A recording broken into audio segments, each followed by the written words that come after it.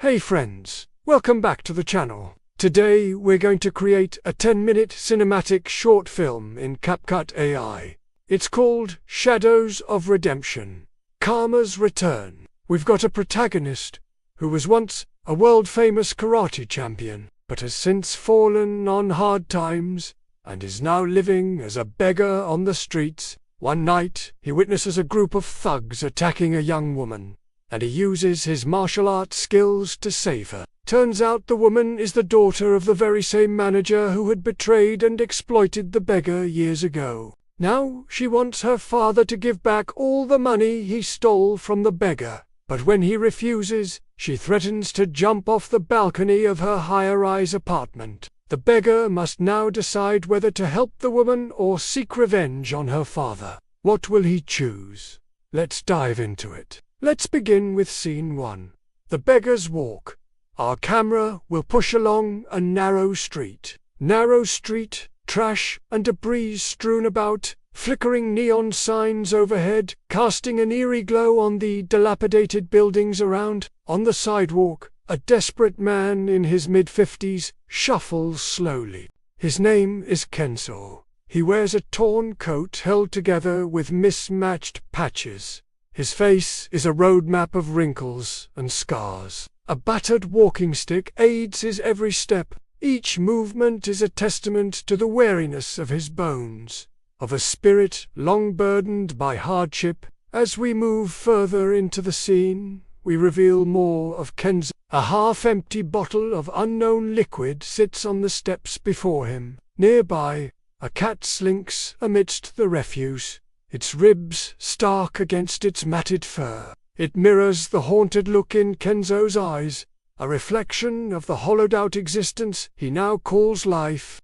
Behind Kenzo, we hear the distant wail of a police siren, a sound that offers no solace in this desolate landscape. As the camera follows him, we see that he stops before a faded photograph pinned to a wall. In it, a much younger Kenzo stands proudly, a gold medal gleaming around his neck. The image is a stark contrast to the present-day reality of the beggar before us. We pull away slightly, revealing the extent of his current domain. A small circle of tattered cardboard shelters, his worn-out blanket, his only possessions in a world that has forgotten him. We linger on a close-up of his hands, gnarled and spotted like ancient tree roots, reaching for something they can no longer grasp.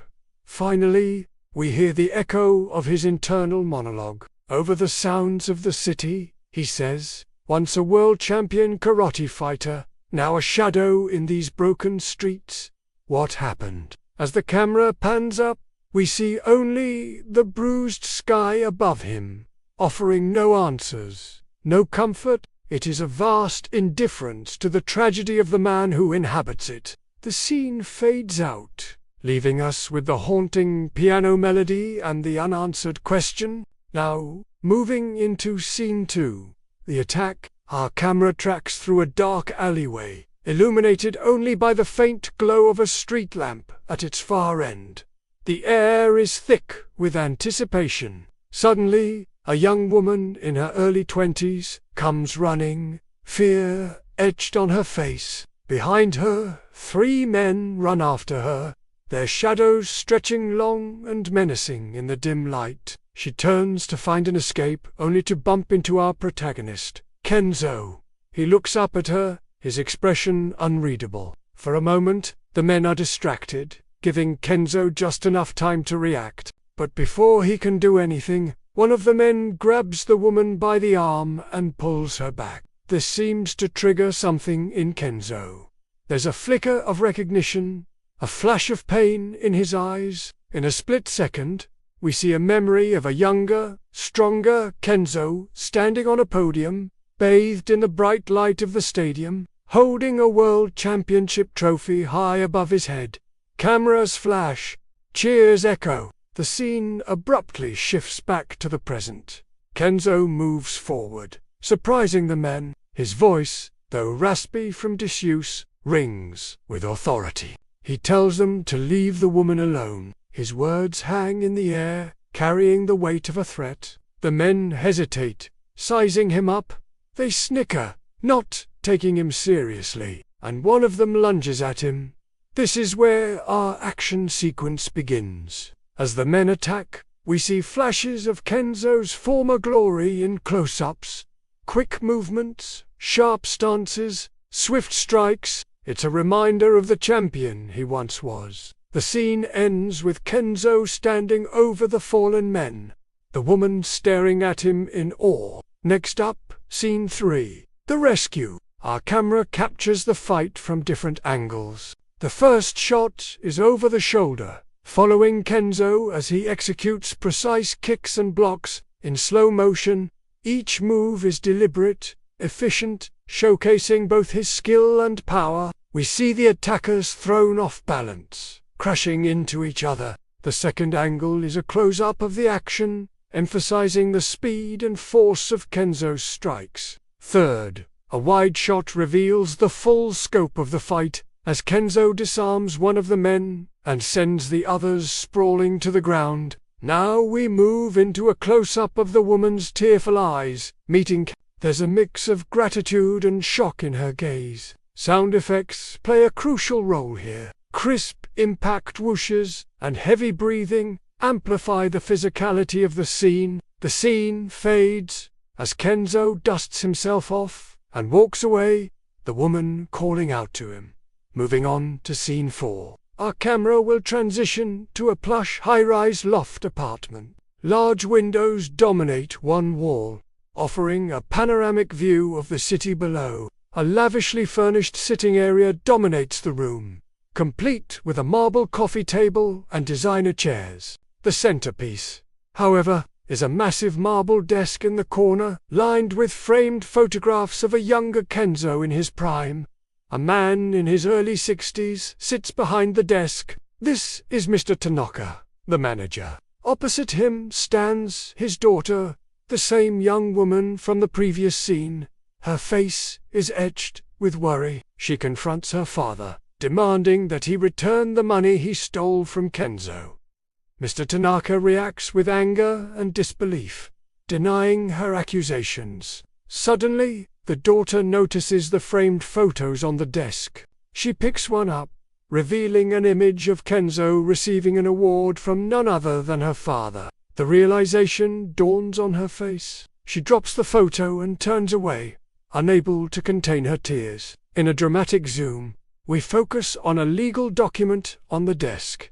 It reads, "Power of attorney, withdrawal of assets." Mr. Tanaka has stripped Kenzo of his assets. The scene fades out as the daughter continues to weep, her pleas for justice echoing in the vast emptiness of the room. Moving on to scene 5, the ultimatum. We're back on the rain-soaked street where we first met Kenzo. The daughter stands on the ledge of her balcony, threatening to jump. Below her, the street stretches out, dark and wet, offering no safety. Tears stream down her face, contrasting with the cold steel of the railing she holds onto. As she cries out for her father, we see Kenzo standing below her, his eyes filled with pity. The manager appears at the window, pleading for her to come back. The daughter refuses until her father promises to give back the stolen money. Mr. Tanaka hesitates, torn between his greed and his love for his daughter.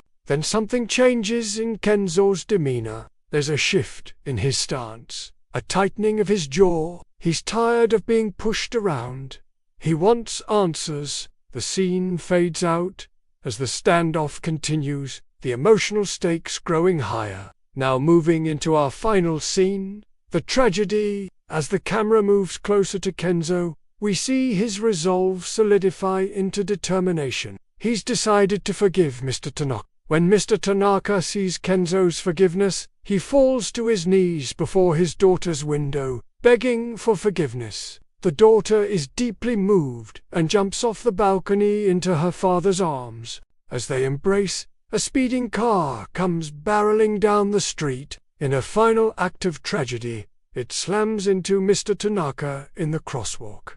The car screeches to a halt, its horn blaring. Kenzo rushes to Mr. Tanaka's side. The manager gasps for breath, blood staining his shirt. With a final burst of strength, he manages to whisper, "Protect her," before closing his eyes forever. As dawn breaks, Kenzo stands outside a humble dojo. Light streams through the parting clouds, touching his weathered face. The sign above reads, "Champion's Legacy. Free lessons for all." The camera pans away, leaving us with a sense of hope and closure. We fade to black as the voiceover concludes. Karma is real. Betray your brother today, and one day you'll meet him again in the shadows. And there you have it, our 10-minute short film. If you enjoyed this story, be sure to let us know by hitting that like button and sharing your thoughts in the comments below. Your feedback means the world to us. Also, don't forget to subscribe so you never miss out on our future AI creations. Thanks for joining us on this journey. Until next time, stay curious and keep creating.